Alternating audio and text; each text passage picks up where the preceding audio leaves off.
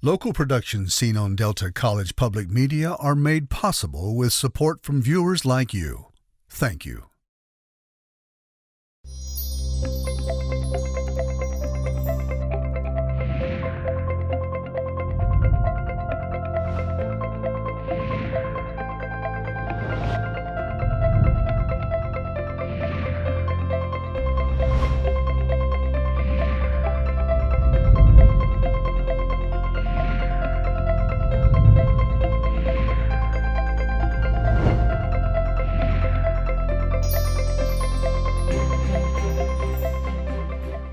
Hello, everyone. Welcome to Junia Doan's The Spark.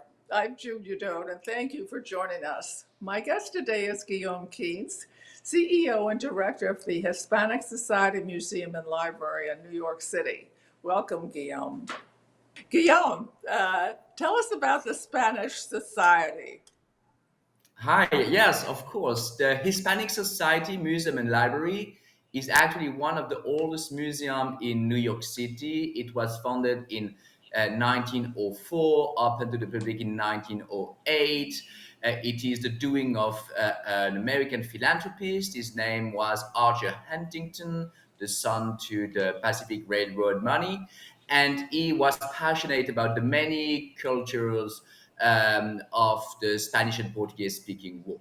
So basically, the Hispanic Society Museum and Library is the most important cultural institution dedicated to the preservation and the celebration of the cultures from the Spanish and Portuguese speaking world. Guillaume, tell us something about Mr. Huntington, the founder of the museum, and his collection. So Archer Huntington was born in 1870 in a very wealthy family. His father, Collis Huntington, was one of the four barons of the Pacific Railroad, and his mother, Arabella Huntington, was an important collector of Dutch painting and French furniture. So he had the money, and collecting was running in the family. The big question is, why did Archer Huntington settle on Hispanic art? And the story that we have is that he was a very young boy, 9 years old, and he went to visit an uncle of his in Texas, San Marcos, and he was exposed for the first time to Hispanic architecture, Hispanic culture, and he heard for the first time, very likely, Spanish language, and that triggered something in this little boy's mind. And a few years after, he was, very decided to create a museum to celebrate these cultures he had no idea about, and that he realized had such an important role and still does in the story and the life of the nation he was living in. But he collected for many years, did he not? Oh yes, Because but he it's always collected big, for. huge collection Oh yes, we in have many fields. 750,000 objects, and he really collected for his museum, more for himself. He already and always had the museum idea in his mind when he was acquiring something. So, and the result of that is 750,000 items, including photos, rare books, manuscripts, maps, paintings, drawings, jewels, textiles. I mean, name it, we have it, and great examples of them all the time. I was going to switch to the rebuilding, but let's stay with him just a minute. Didn't he have a grand plan in acquiring the land that he would make a complex where many museums were established? Yes, at So the a time, visitor could go to many at one place. yes, at the time, Uptown was the part of Manhattan where the real estate was developing like crazy, and in the early 20th century. Uptown was like the Hamptons today, really, and so there was an opportunity to buy some land, and he bought the land from the Audubon family where they had their estate.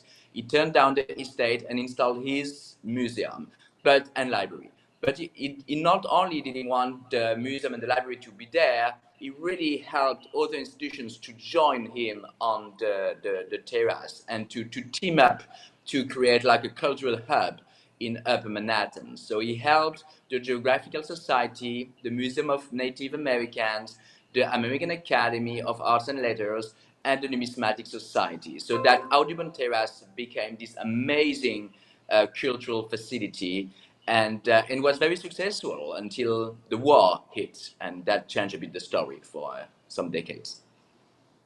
Did he require that entrance be free? Yes, that's one of the very important commitment that he made, and we are still faithful to that commitment. So the access to the museum's permanent collection is free of charge. That's fabulous. I love this forward-thinking fellow. Well, right now and it will stay at 115th Street in northern Manhattan. What is the community like there now? The community is very lively, is very diverse. It's predominantly Hispanic, Dominican, Puerto Rican, some Cuban, Mexican. Originally, it was a Greek community as well. Maria Callas spent some years there. And it's really at the intersection of, the crossroad of West Harlem, Washington Heights, and all the uptown experience. So it's actually beautiful. We are right between the Columbia campus and the cloisters, by the Hudson River, many parks, many historical districts. It looks like a time capsule of the New York of the Gilded Age. So you've, with the board and the society, have undertaken a restoration. Could you tell us the scope of that? What's been done and what we can anticipate? Absolutely. In 2017, the decision was made to close the museum because it needed an extensive repair, upgrade, and renovation. Then we started to travel some highlights of the collection. We went to, the most important museums in the world that have interest in Hispanic art and culture. And in the meantime, we addressed the roof, the facade, and right now we just completed the first phase of that renovation, which is basically the reopening of the Sorolla Gallery, which is a gallery decorated by Joaquin Sorolla in the early 20th century. The main court renovation, which is this Renaissance style terracotta patio that Huntington and his cousin and architect Charles Pratt designed, and that's the main signature space of the museum. The reading room of the library, and the upper terrace. So this is phase one, and that was overall a 20 million project that is completed now. And now we're moving to phase two, which intention is to add more gallery spaces, visitor center, education center, conservation center, and so on. So first phase was reopening the museum. Second phase is expanding the museum. He has so many objects in his collection. How do you anticipate showing some, showing another, and where are they warehoused now? We probably can't say, but that's a lot of material to warehouse. It is. Most of our collection is on site. And the idea for the future, really, Oh, because one needs to give people good reason to come and come again, is just to rotate the collection and to show, every 6 months a different set of objects, different narratives, different perspectives on things. Some hallmark pieces will always stay in view, but we intend to change the discourses that we offer to the public, because with the collection that we have, we could show a lot, and we don't want always the same stories to be told. We want to make room for other stories, for other perspectives, and also for other voices that we would welcome to bring their perspective to the collection and to engage with our audience. Before you were curator of European art at Kimball in Texas, you were curator of Spanish art at the Louvre. What is their approach to showing things? I was very lucky to have been hired under the tenure of Henri Loiret, who was really a trailblazer, and he gave me the opportunity to experiment things, to try things like some integration of new technology, a multimedia device in the gallery that we worked out with a Japanese company. And also he asked me to organize the first ever exhibition on colonial art in the Louvre's gallery about the viceregal art in painting in Mexico. So that was a totally new horizon for the museum. He encouraged me to open up to Spanish polychrome sculpture, for instance. So the Louvre is a very traditional place, but it's a place that likes to be challenged. And what is important with this specific museum is that whatever you do, it has a huge impact. So you better do the right things, right? Where are the great collections of Spanish art, say in Spain or elsewhere, that I can't say are equivalent, but maybe greater or more specialized? Yeah, it depends what you're looking for, but outside of Spain, really, the painting collection in the Louvre is quite important. The one at the National Gallery in London is quite important too. Budapest has a very strong Spanish art collection.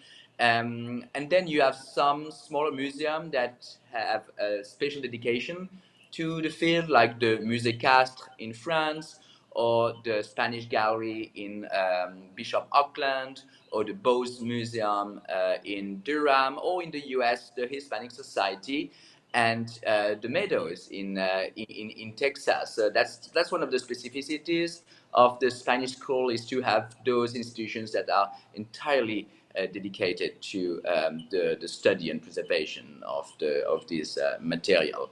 But if you look at more generalist or universalist museums, well, the Met has quite a decent collection of Spanish art, of course. The Art Institute in Chicago, the National Gallery. Interestingly, mostly on the East Coast and Middle West. Not that much on the West Coast, surprisingly, with the very notable exception of San Diego, of course. So is there a niche in the collection that is not covered well by other American museums? Well, I'm a big promoter of Portuguese art. That's one of the areas that I was lucky to be able to explore when I was at the Louvre, increasing the collection. And the Hispanic Society has a very interesting and important collection of Portuguese art that we are currently growing with the support of Portuguese donors and trustees. And I don't think that many museums in this country have anything about Portugal, truly. Yes, yes.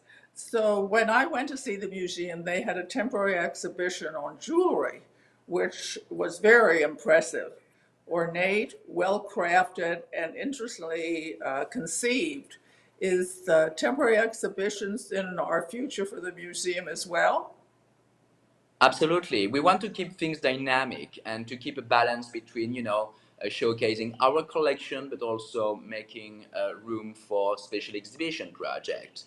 And we are very pleased with this jewel exhibition, Jewels in a Gem, Luz Camino at the Hispanic Society, because it helps us to shed some light on that part of the collection, jewels. Two of the pieces in the show are actually owned by the Hispanic Society, and aside from them, we have a very important collection of jewels. But this is not something that people would, link us with, because it's more about painting or sculpture. But actually, the fashion area is very much part of what we have and care about too. We have textiles, we have jewels, and we want to do more in these fields.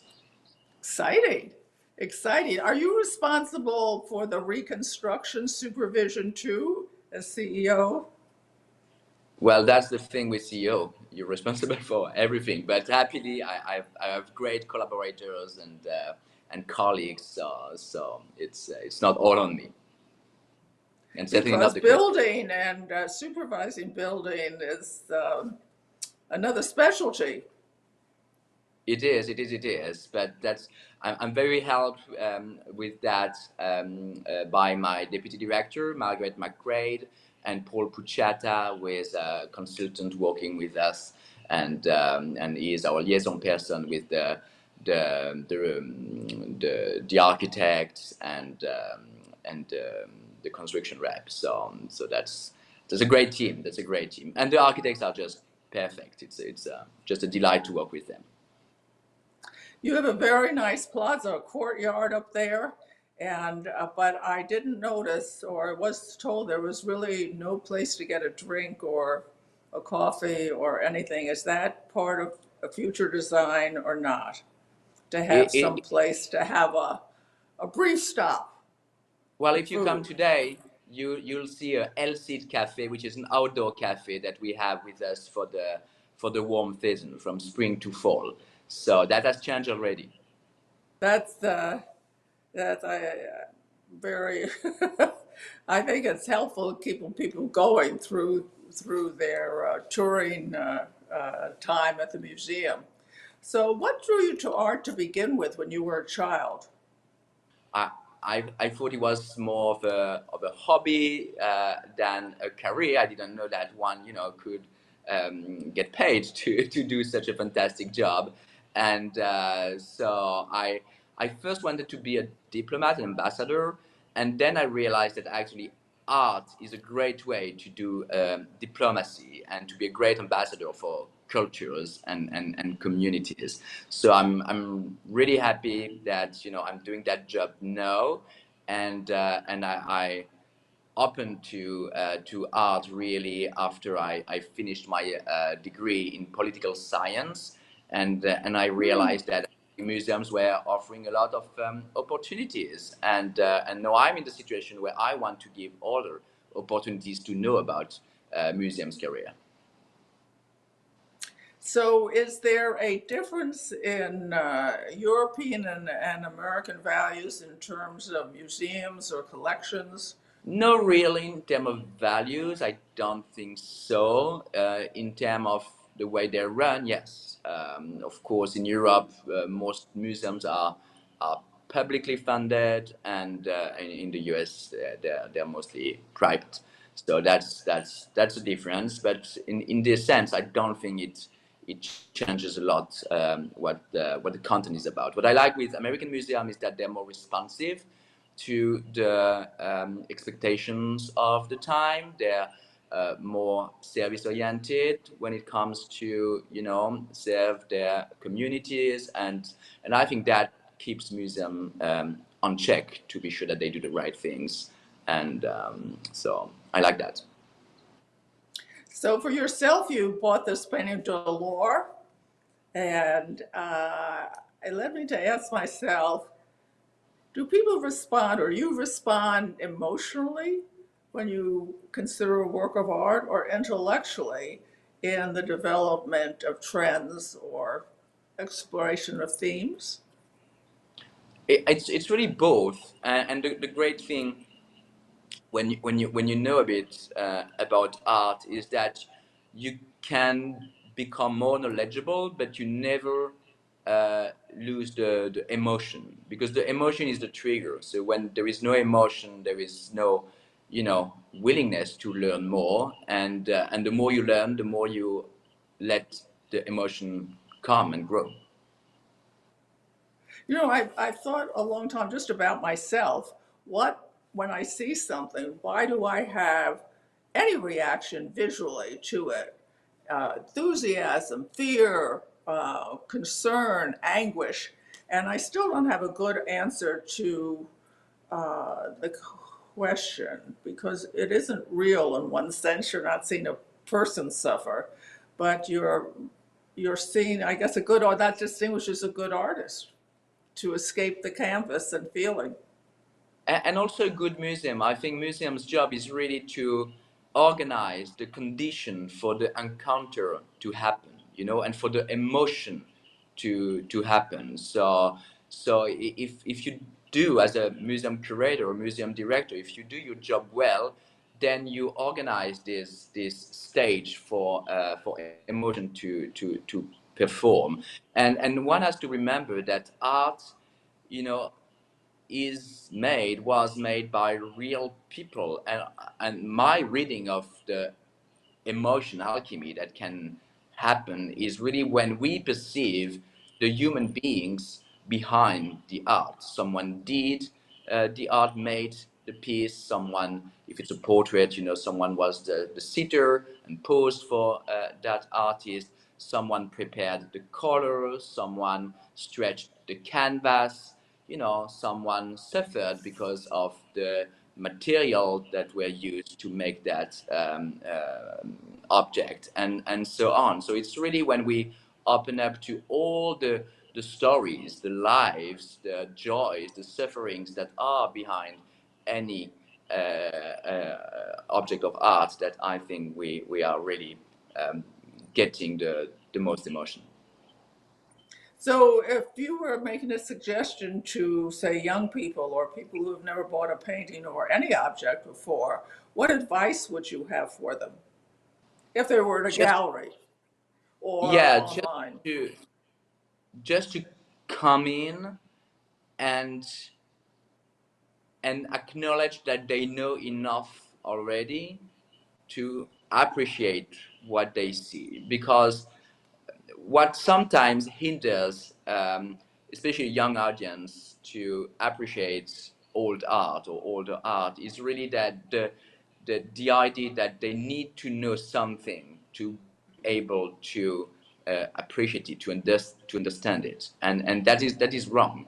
It's just like music, it can seize you, whether you know who's the artist, whether you know how to play an instrument or not.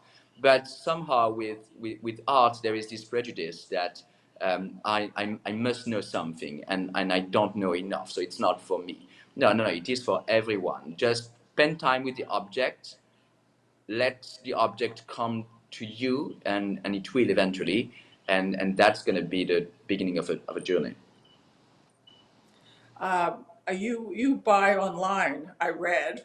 Is that at auction or some other places? It is mostly at auction. I like to buy in galleries, and sometime on the flea market. You never know.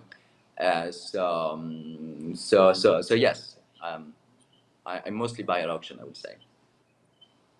How can you tell? Well, you probably saw it before, but if you haven't seen the object before, sometimes what you see doesn't translate exactly to the experience you're hoping to have. Or am I saying it incorrectly? You mean in Sometimes the the process of objects disappoint me that I see a video of or a picture of. Well, I think the more you do it, the more you familiarize, your eyes to see through things. So I'm rarely disappointed in something that I bought online, for instance. But also, I would not necessarily go for the same price for an object that I haven't seen in the flesh, and for an object that I have seen. So it's a risk management thing. Oh, interesting. What were the challenges of this job that was different from your prior jobs?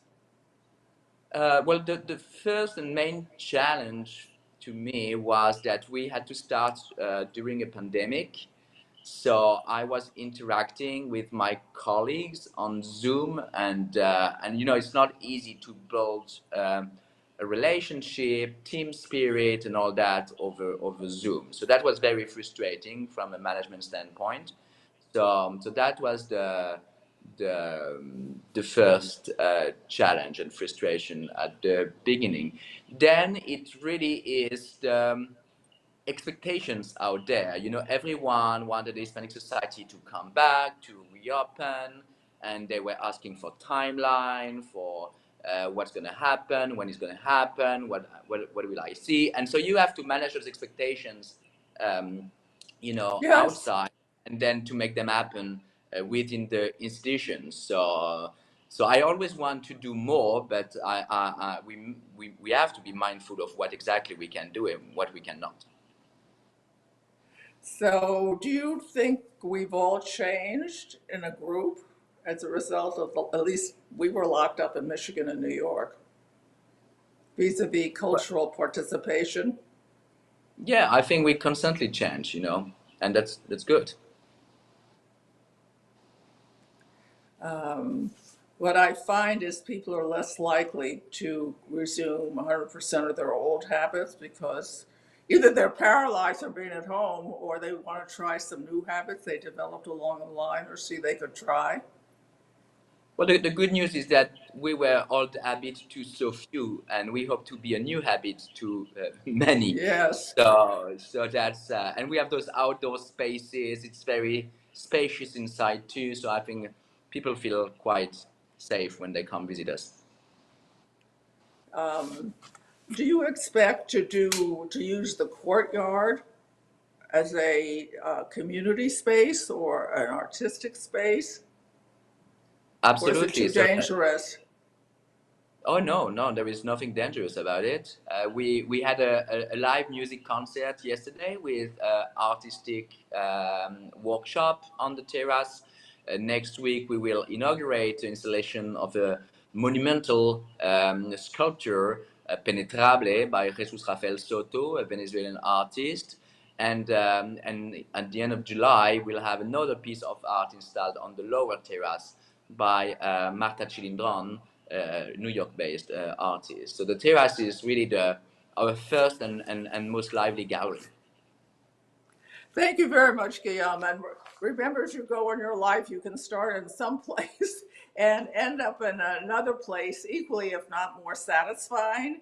And he's managed to put himself in places that he can learn and participate. And he has always a good idea, unafraid of changing cultures. Good for him, because we all adjust all the time to changes in culture. So thank you for tuning in. Remember, go out and do something kind for someone you know and someone you don't know, and do it every day. And I'll see you next time. Thanks. To contact Junia, send her an email at juniadonsthespark@gmail.com. For more information, program schedules, and news about future guests, go to www.juniadonthespark.com. Thank you for joining us. See you next time on Junia Doan's The Spark.